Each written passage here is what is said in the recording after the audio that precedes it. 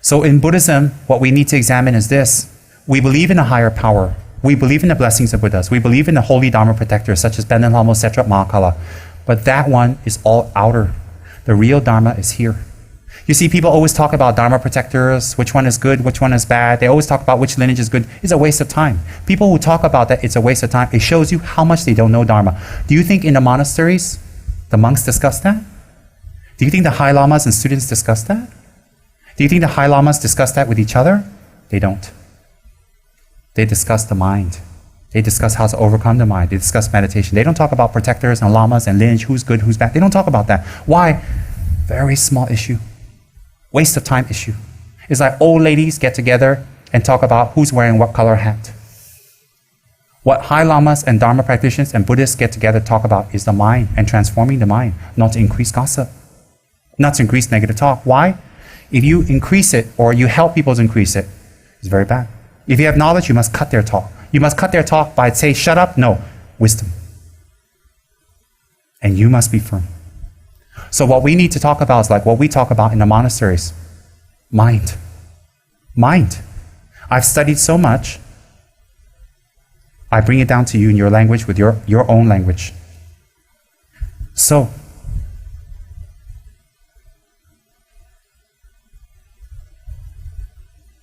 I'm not a scholar, but I certainly know enough to explain things to you. I'm not a geshe. I'm not proud. I'm not proud. To me, when I die in a few years, doesn't matter if I'm a geshe or not. But if I had affected people's minds and the teachings continue, then I've died well. That's more important to me. I don't care if people think I'm a monk or I'm not a monk. I am. I don't care if people think what I dress and not dress. I don't care. I was born as a Rinpoche. That is what I'm born in from my previous lives, recognized by the high lamas. I didn't say, hey, recognize me. That's what they recognize me. So when people criticize me and say things about me, they also criticize the lamas. They criticize their masters. They criticize those great masters who have recognized this person. It's very dangerous. It's indirect. You're a bad son. You're so selfish. You're so bad. It reflects your mother. Your mother didn't teach you or raise you well. Same. So when you criticize the teachers and lamas, you criticize their lamas. You criticize their lamas and their lamas. You criticize their lineage. Very dangerous karma. Very dangerous. That word makes you block your mind from listening to the Dharma. We shouldn't. We like, we don't like, leave it. We like, we listen, we don't like, don't listen now. Never criticize. And some people today even talk about, big issues like, do they like the Dalai Lama? Do they not like the Dalai Lama? How can anybody not like the Dalai Lama? We're supposed to have compassion for a spirit, a ghost. We're supposed to have compassion for an evil force. In Buddhism, there's no magic or rituals to destroy evil. There are rituals to subdue them and bring them to the Dharma or to calm them down by compassion. So we have to be very kind to a spirit. Of course we have to be very kind to His Holiness the Dalai Lama, but that word is wrong. How can anyone be against a holy monk like that? Cannot. Whether he's your guru or no guru, who cares? He's a holy monk, the end. The end. So even people dare talk about that these days. Who has faith in Dalai Lama? Who doesn't have faith in Dalai Lama? Who likes Dalai Lama? Who doesn't? Oh dear. Stupid lay people with no knowledge and no study, too much time, too much money, fat, dumb, and happy, just talking about the Lamas, talking about the Rinpoches. The Rinpoches for many lifetimes have emanated again and again to benefit others. When you criticize them, you criticize their whole lineage. You criticize the people that recognize them. You criticize the very people who put them on the throne. You criticize the whole institution. They cannot sit in an institution such as Ganden on a throne in front of many hundreds of monks and to be recognized and to be whatever. That means every monk and every lama, every geshe, every rinpoche, and every abbot is wrong. My. Bunch of silly lay people running around saying, who has faith, who doesn't have faith, whose lineage is pure, whose lineage is not pure, who's practicing this, who's practicing that. My. I pray to the Buddha. I follow the Dharma and I respect the Sangha. The end. The end. Whatever else I practice or don't practice, none of your business. Why is it none of your business?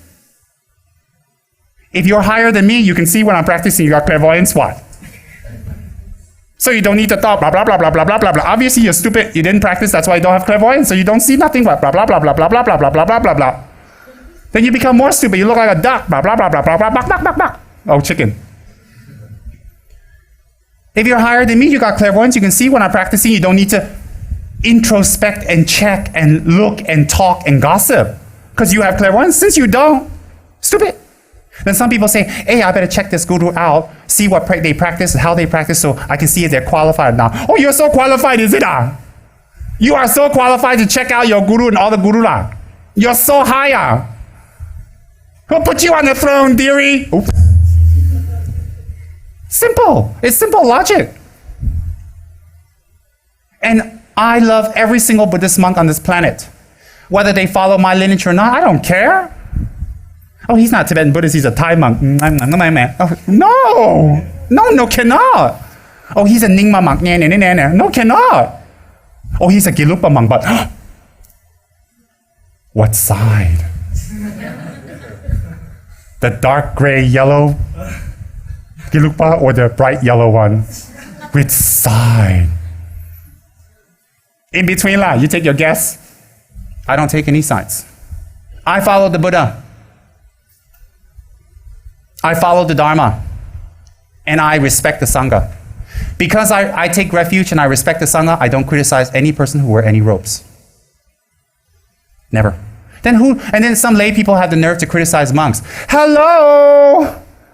You're sitting around, making money, doing your studies, playing on a computer, going out clubbing, having orgies, hanging out at the zoo because you're reincarnated from there.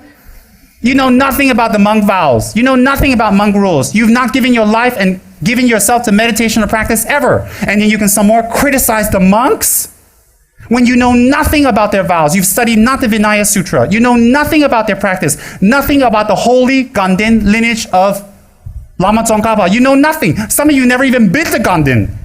Sorry, I'm spitting. I'm getting passionate. I always spit when I'm excited. Then they can criticize the monk. They know nothing about monk vows. They know nothing about the monk rules and monk procedures. They have not dedicated, they have not shaved their hair. They have not hang out in gurus. They have not hang out in Mon God with the cockroaches. They have not hanged out anywhere. I've been living in Dharma centers for the last 30 years. I ran away from home when I was 15, and I slept on the streets, and I walked from New Jersey to Los Angeles with my Dharma bag full of books and this side my clothes. That's it. And I slept outside and I begged for food. Why? Because at home I'm not allowed to practice Dharma, so I left home. You don't do that here. That's American. Here you respect your parents. They're very kind. Over there, I left. I walked across the United States and I hitchhiked all the way. I was jailed. I was put in jail. I was beaten. I had crimes committed on me. I'll talk about it another day. I had a lot of problems. Crimes that might excite some people, so I don't want to talk about it right now. So, how can lay people anywhere criticize monks? It's a big no-no. Once you take refuge, you say, I'm a Buddhist, you cannot criticize monks. That's one of your vows. You cannot criticize anyone in robes. Whether they're in robes or not in robes is not for you to judge. You don't know their rules. You don't know what's allowed.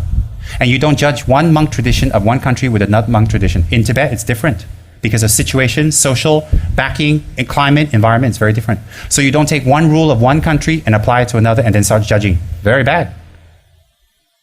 Thailand, Japanese, Chinese, Tibetan, Korean, Mongolian, they're all beautiful individual Buddhist countries that have their beautiful Sangha community and their rules. You cannot compare. You cannot. Why can't you compare? Everything's different. Then here, you don't have a Malaysian Sangha. Some are Mahayana monks, some are Thai monks, some are Tibetan monks. You don't have a Malaysian Sangha. You don't have nothing, no platform to even compare yet. So we can't criticize monks. When someone starts criticizing monks, you have to tell them very nicely, please don't. You have your vows, or you're a Buddhist. Well, I didn't take my vows. Well, it doesn't give you the right to criticize people who have. What do you know their vows are? When His Holiness the 14th Dalai Lama left Tibet, he wore a soldier's outfit with a gun. He broke his monk vows? No, he didn't want to get detected and killed. How long can a monk grow his hair? Do you know the rules? Do you know what condition they can grow their hair? Do you know? Do you know? Or you don't know, you simply talk. Do Do you know how long they can grow their hair and under what condition? Do you know why? Do you know when a monk can wear lay clothes and not wear lay clothes? And why? Do you know why? Do you know what are the monks' vows? Do you know how many vows they have? Do you know what is the primary vows that's very strict, and the other ones that with time you have to break? Not really break, bend. Do you know? Do you know there are some places in the world that monks can't go in their robes? They can get killed or abused. So what do you want them to get killed? Abused? Very ignorant. Don't criticize the monks. Don't compare one tradition with another. Hold your refuge vows. You don't have refuge vows, respect people with vows. Criticizing people with vows is very dangerous. If you can't respect even monks, there's nothing left. Do you study as hard? Do you hold your vows? Do you dedicate yourself to the monastery? Do you hold all your precepts and your vows? Do you? Or do you have a good time and criticize people who do? Do you go serve your lamas? Do you go work in the fields for the monastery? Do you attend the pujas every day? Do you do your studies? Do you do your retreats? Do you do any of that? You don't. Don't criticize those who do. Don't. Support them. Without them, Dharma cannot exist. That is a rule by Buddha. Don't.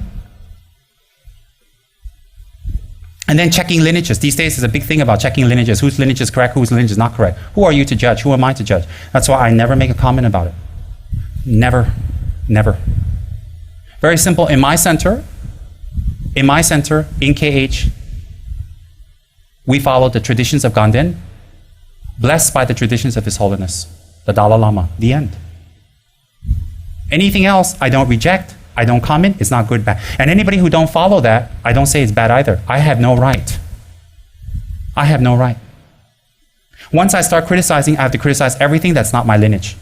Then everything's wrong. The Thais are wrong, the Burmese are wrong, the Cambodians are wrong, the Japanese monks are wrong, the Chinese monks are wrong. Everybody's wrong. Everybody's doing everything wrong then. It doesn't stop. So I don't want to waste my time.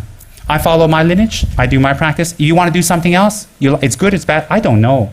But I don't care. Why don't I care? I don't have time. But if you follow my lineage, you will follow what we teach in Ganden. And there's nothing wrong with Ganden. Sarah, Drepung, Tashi Longpo, everything came from Ganden. Everything. Ganden is the mother. Everything. My abbots know what I'm doing. My abbots endorse me. I can't break any rules. I go back and see them. I send them letters. I have monks come and visit me. I have Rinpoches come and visit me. My friends from Ganden, they go back and give reports to the abbot. Am I afraid of the abbot? No. I have nothing to be afraid of because I'm not doing anything wrong. I'm not in Tibet. I can't teach and act and wear and dress and be as I'm in Tibet. There's different situations, very different. I'm in Malaysia. So it's very, very important. We don't criticize teachers, we don't criticize lineage, and we don't be judged. Whatever the Dalai Lama says is correct, the end.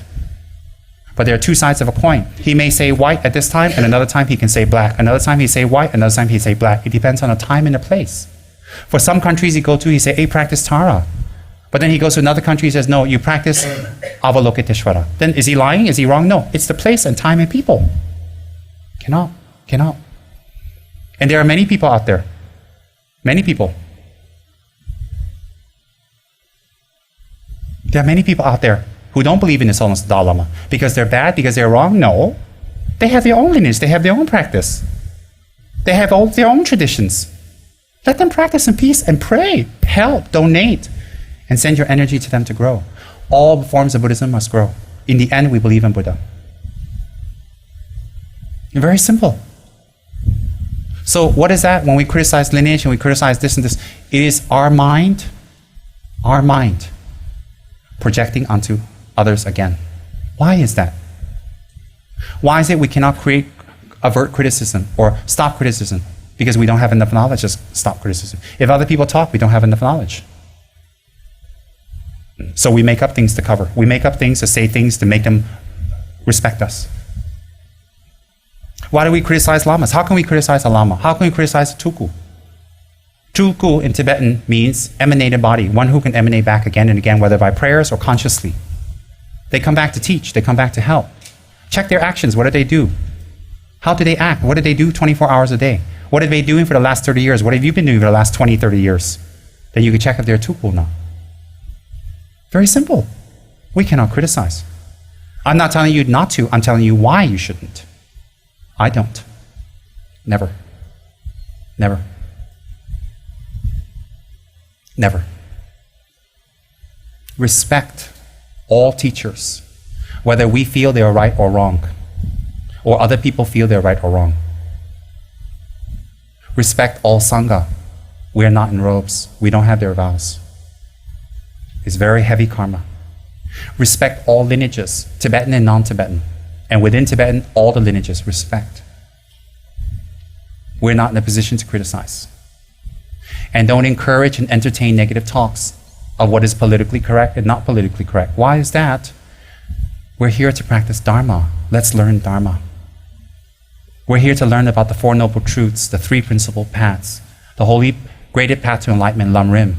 We're here to learn about the Four Preliminary Practices. We're here to learn about refuge. We're here to find our Yidam. We're here to find our Yidam within ourselves. We're here to find our teacher who can convey the Dharma to us. Who's our teacher? It says in this book, who's? Someone who can help you find yourself. Gyalwan Drukchen Rinpoche. Gyalwan Drukchen Rinpoche says here in this book, your real guru is not someone who sits on a high throne or has a big title or don't have a big title. Your guru is the one who helps you to find yourself. So do you have a guru that's nearby teaching you, taking the time, tirelessly teaching you, endlessly and patiently, again, teaching you and sharing with you and helping you and instructing you again and again? Then you criticize this person, you criticize all your hopes for enlightenment. Why is that? This person gets nothing from you. Nothing. In fact, some of you give harm back to the person, yet they tirelessly teach you and help you. Against criticism, against people saying negative things, against obstacles. So many obstacles. So many.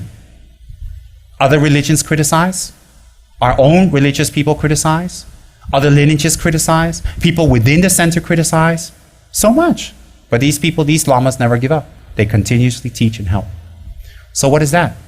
Definitely they're different than us. Definitely they're different than us because we give up. The minute someone criticizes, say bye-bye. But they don't. That is a tulku. One who comes back to teach again and again and again. Of course, there are different levels of tulkus, but then again, if we're not higher than them, how can we tell what level they are? Very simple. If you don't know what they are, you don't know what they're doing, A, you didn't study, B, you don't have the attainments. So if you don't have the knowledge or the attainments and you criticize, when you criticize a person who may have the attainments or who is achieving those attainments, you create the karma not to ever get those attainments ever in this life. Why? Some gurus are revered by hundreds of people. They take them as a refuge, they believe. When you criticize their guru, you break everybody's faith. They go away from Dharma. You created that, not the guru. You created that. You created that. You accept the karma of every person that go away from the guru. Very dangerous.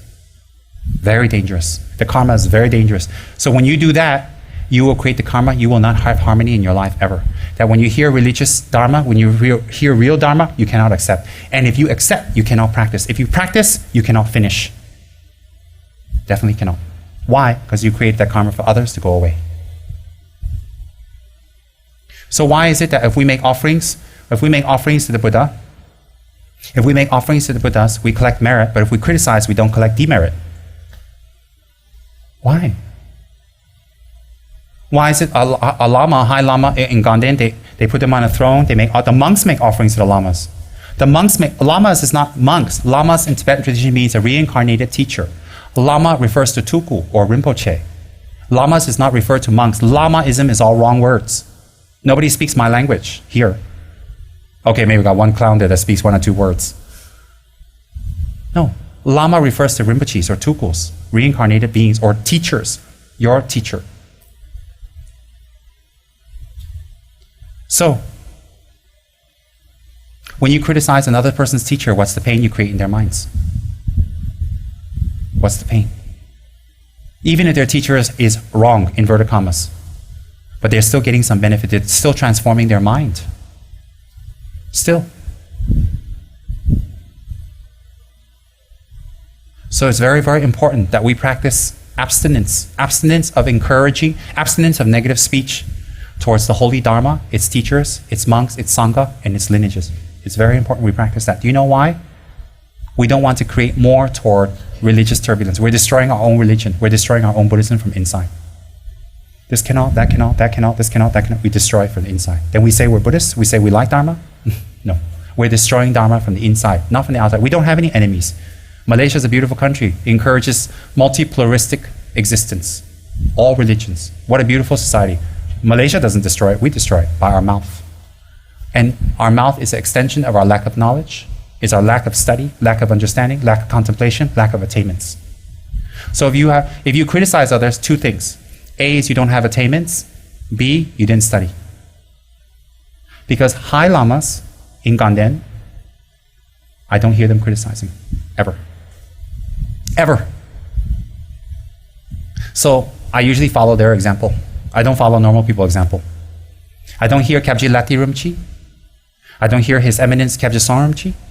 I don't hear His Holiness Trijan Dorji Chang, anything in their teachings, or Lama Yeshe, anybody criticizing others. Never. Not even other religions. Never.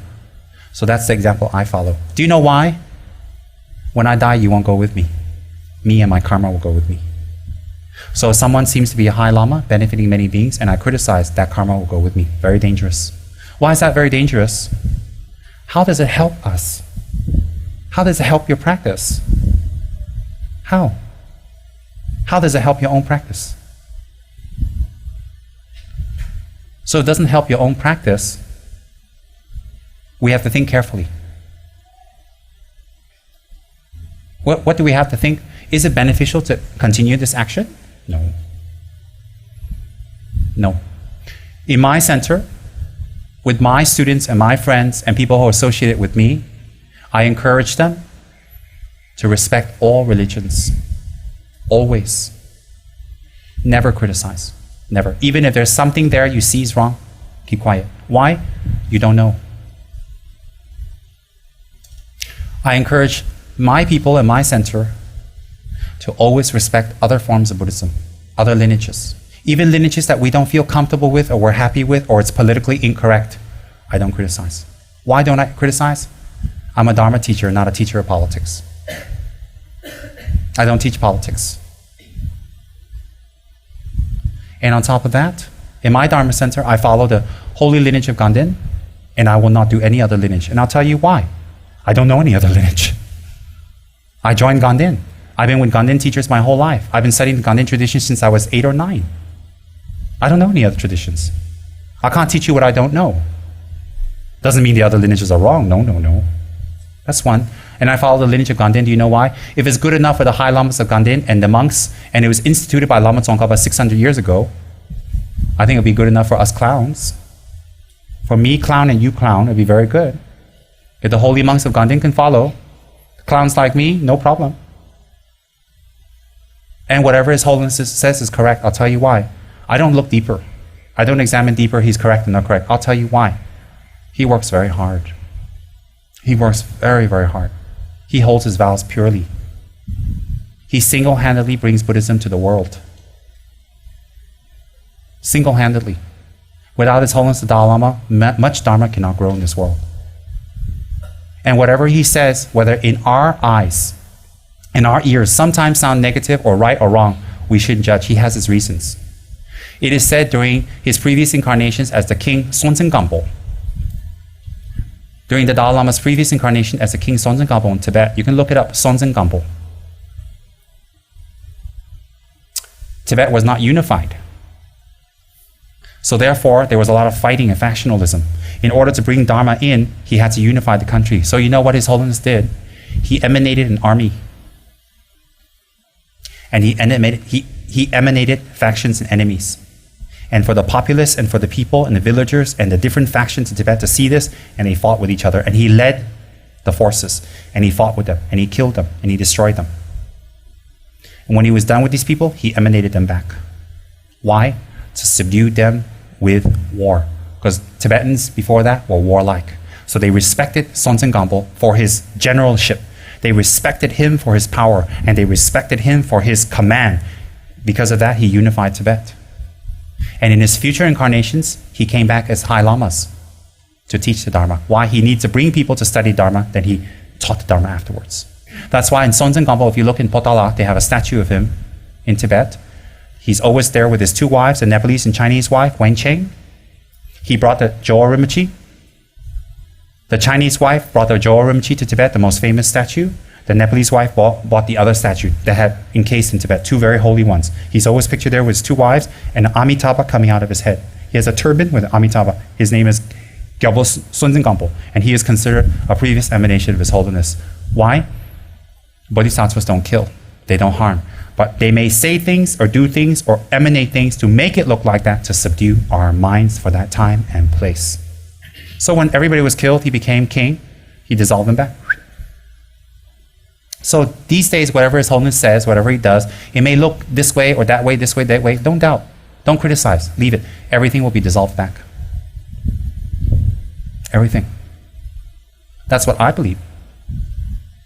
That's what the monks believe. You see, I don't think of him as some spiritual, as some religious, a political leader, all that stuff like that. I'm not concerned with politics. I respect him very, very much because he's a great monk. A great monk. Who's a Mahapandita, the greatest scholar on this planet of Buddhism. I biasly believe the greatest scholar. And in our center, every single day when we finish our prayers, we do a dedication, it starts like that, to dedicate our merits to the long life of His Holiness every single time we meet. Why is that? He works so hard. We can't help him. We don't give him any money. We don't give him anything. We don't do anything. So we might as well send our prayers and energy to him. So some people say we can't send energy and prayers to him. Why not? I can send my energy and prayers to anybody I want. Why? I don't have energy and prayers. I invoke the Buddhas. Why did the Buddhas listen to me? A clown, a nobody, a stupid? Because they have compassion. You think the Buddhas listen to you because you're a dato? You think the Buddhas listen to you because you teach acting? You think Buddhas listen to you because you have a long tongue? Buddhas listen to anybody who invoke upon their compassion, because the Buddha, from the side of a sinner and the side of a goody-goody, is the same. Their compassion is the same. So if you're a goody-goody, you don't listen to music, you don't listen to rock music, you don't wear any revealing clothes and show your cleavage, and you're very clean, you only talk nice things, you eat grains and whole wheat vegetables, you don't eat meat, you don't pollute the earth, you don't pee outside, you don't use any chemicals, and you're really a goody-goody, wonderful, lovey-dovey, holy schmoly person with halo. The Buddha loves you. And if you're like me, obnoxious, loud, rude, unconventional, non-conservative, love people who lick people, the Buddha loves me the same as other people. He loves me just as much as he loved the holy smoly people. Do you know why? If he didn't, he's not a Buddha. So isn't that the example we should look at? To follow the Buddha's mind, not other people's mind. You see, when we listen to Dharma teachings, how our mind changes, how we get knowledge. You know why? I give you a basis, and I give you logic, not superstition. I don't give you stories. I give you logic and basis. So when you leave my Dharma talks, you go out there less stupid. That's right, less stupid. Just like me, every time I leave a Dharma talk, I'm less stupid. It's okay. I don't mind admitting I'm stupid. I don't mind at all. I'm not a Buddha. I'm not a Buddha. I'm not a Buddha. Okay, expose. I'm not a Buddha. Put it in Singju newspaper or whatever it is. I'm not. Tsem Rinpoche says he's not a Buddha. 99% out there say, we knew that. 1% say, oh no, really? And you'll be like, oh, really, you're not a Buddha?